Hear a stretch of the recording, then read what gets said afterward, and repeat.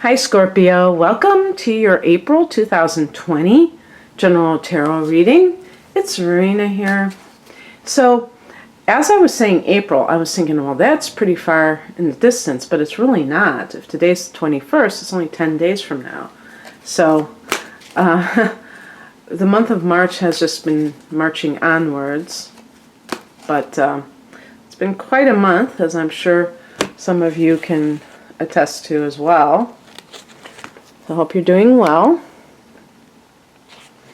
And that's a great card to get for looking at life from a hopeful perspective.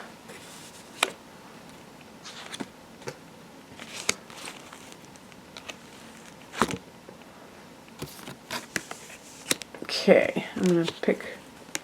Alright, so I picked an additional card. The outcome card was reversed, and that sometimes can be a tentative situation. I just wanted more of a resolution type of a thing, or just something imbalanced that I don't feel that's a proper ending to the reading.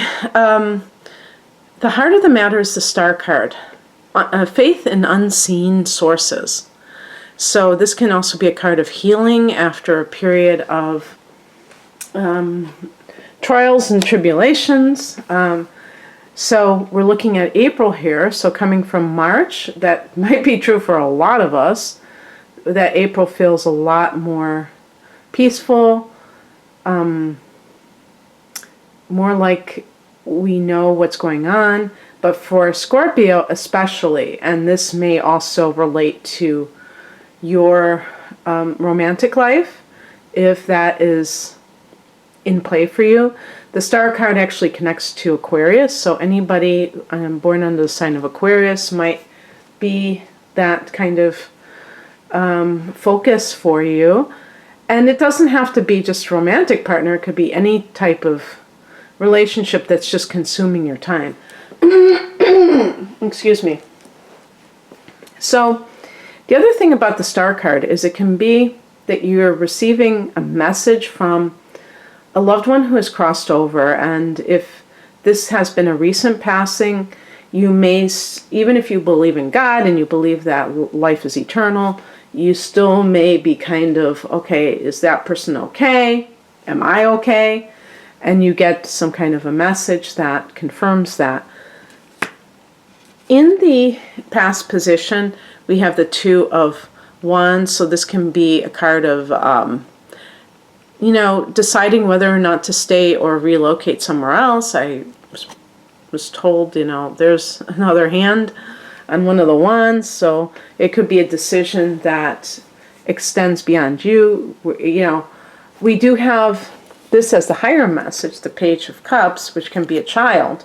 So you may be thinking about somebody other than you and their welfare and saying, I'm not sure if this would be good for my child if we moved.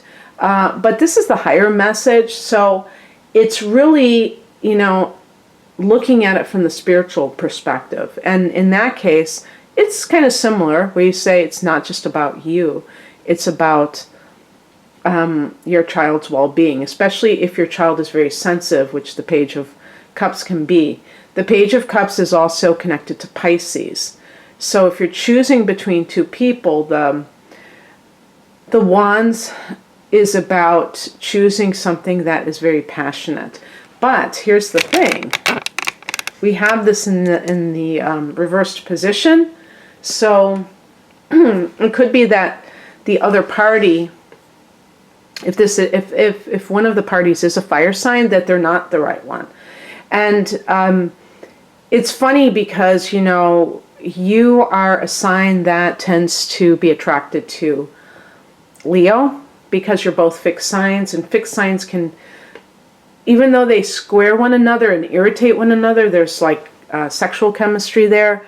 So you will find sometimes that there are couples that are made up of sun signs that are squaring off to one another, but that they have a very strong chemistry. Sometimes that is one-dimensional and that's all they have. But in some cases, if they, if the rest of the chart supports it, they may have other interests. Excuse me, I just woke up. So so there can be one of those things where you're like, who is the right person for me? And like the Page of Cups, if this is somebody like a Pisces or somebody of the water element, that's naturally going to be more spiritual connection. Of course, we're just talking about on paper. Individuals are individuals. But what I'm trying to say is that with fire energy, you may feel that sexiness, that, that sense of this person who is very passionate about life. And you have a similar passion, Scorpio, even as a water sign, because one of your rulers is Mars, and Mars rules Aries. So there's that kind of feisty quality of Scorpio that comes out. When you're not with the poker face, you have that ability to kind of show that kind of like spunkiness. But because with your other ruler is Pluto, sometimes it's like, whoa, that's that's more than I bargained for. But yeah, so the thing about it is, when we're looking at this top row here, it seems to me also with, if you're like I was thinking of Yogi Berra. If you've reached a fork in the road, take it. And it's kind of like you may be torn between two paths. One of them is the life of passion, and one is a more emotional, spiritual, but maybe subdued kind of way. Now, what is the right course of action? It's going to depend on other factors, because if this is career related, the Page of Cups can be about healing careers. But you may have talents as a performer, which I would associate with fire energy, the wands. So that may be, what I would say is do both. Scorpio is a fixed sign, so you tend, and especially if you have Mercury in Scorpio, you tend to have very rigid ideas of what you can do and what you can't do, and you have to let that go. Sometimes it can work in your favor, and you can have amazing concentration and a fixity that makes you complete your tasks. If you're doing mental work, you can, if you're writing a book, you finish it. You don't just start it, you finish it. If you're studying, for a degree, you finish it. You have that ability to stick with something. Meditation, you're probably among the best with meditation because you can be one-pointed. But when it comes to being flexible, that's where you may struggle, some of you. So you have to see that there's more to it. The Star card to me is about making your dreams come true, ultimately. And if something is in your life that calls to you, that makes your heart sing, I don't see how you don't take that, unless you just can't, you don't have the ability, you don't have the free time, you don't have, but if you do have the ability, at least explore it and see if it's for you. But it feels good. It feels like you're on the precipice of something that is making your dreams come true with the Star card. What crosses you is the King of Swords, and again, kind of what I was getting at before, but even going further, this idea of overthinking things, not being detached enough, as a water sign, being too emotionally connected to something or someone, and that And the king can be the father. So this could be, if this is a personal relationship, projecting onto a partner the qualities of the father that were unwanted, and feeling like, oh, this person is like my father, when in fact you're just afraid of, you have trust issues in any way, and you're looking for some excuse as to why you have to keep at arm's length from someone. And the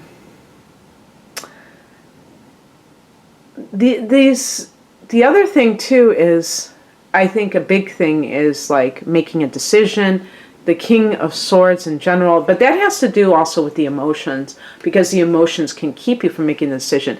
If your Mercury is in Libra on the other side, you may have this kind of wavering quality, indecisive quality. I read somewhere that indecisiveness is not trusting oneself, is second guessing oneself. And I mean, maybe to some people that's a no-brainer, but to me, it was like a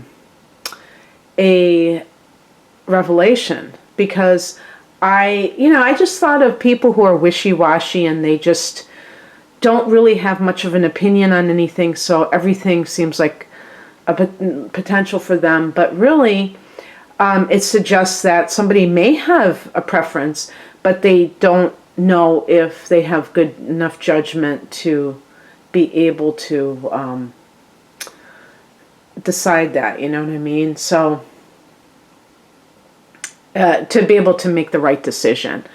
And what I like about Abraham Hicks is they say you can't get it wrong. Now, we could, argue about that. I'm sure there are some things that you might choose to do that would be a catastrophe. But even then, it's like our souls are eternal. So there's no end to all of us as entities. Excuse me. But in any case, don't want to get too far off into that. What's coming in is represented by the Ten of Pentacles. This is a great money card. Sometimes this can be family money, inheritance. Yeah, what I said about loved ones that have crossed over. I mean, that could be like connected to that. And, it's one of those things where it's a bittersweet kind of a gift, right? Because in a lot of cases, you loved that person and you don't want to see them go, but they leave a legacy and you're able to benefit from it. And the other thing about this card is that this can be getting financial assistance from the family. Let's say your dream is to open a restaurant. And I would say, too, one thing before I continue, just thinking about that scenario, is that the Page of Cups as a spiritual message could be, what your dreams are. Don't talk yourself out of your dreams. The Page of Cups is very psychic, since it's associated with Pisces. And, how often do people kind of talk themselves out of something? And this could be that, being overly intellectual about something as important as your dreams, and how they, how much they matter to your life.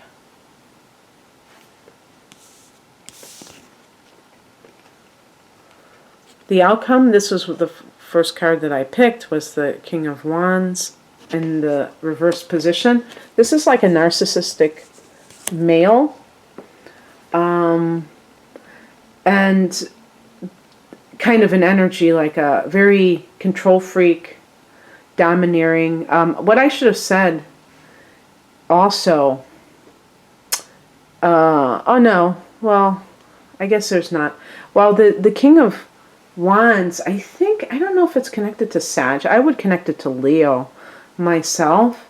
But this person, we have two kings here. So the father type of archetype, or role in your life, if this is, for instance, an ex, or maybe like a father-in-law, a stepfather, that is, interfering somehow. And the reason that they're interfering is because of control. They want the control. For some reason, they see that you have it. So yeah, it could be like an ex. An ex here is that you get an inheritance and you don't need them for money. Maybe you were getting child support or whatever, and that was their chance to mess with you. And now you're financially independent. Again, boss issues. Some of these cards, because both of these I'm reading in the challenge position, are either father or other authority figures. With the King of Swords in reverse, that could be like cruelty, mental games and cruelty. So verbal abuse, mind games. And with the King of Wands in reverse, a bully, a petty tyrant, somebody who is trying to use their limited power to kind of like control others. And you have to be able to see through that so that you don't buy into it, so that you don't allow this person unnecessary control over your life. The outcome is the Seven of Pentacles. Yeah, it's almost like I'm wondering if some of you have a dream to start your own business. And because the Seven of Pentacles, I always see that assessment process. Is this working? So maybe these wayward kings are the current employer trying to thwart you in some way. And you're just sitting there looking to see if what you're doing actually is going to pay off. And maybe you have felt like you don't have that sense of support from your boss or what have you. And they're actually trying to block you. It goes without saying that if you work for a person who is a control freak, that telling them your plans is probably about the worst thing you can do. And being able to, and I know that Scorpios are able to do this, of just kind of doing what you need to do behind the scenes, keeping your cards close to your vest, pardon the pun, and then, striking when the iron is hot is much more your speed.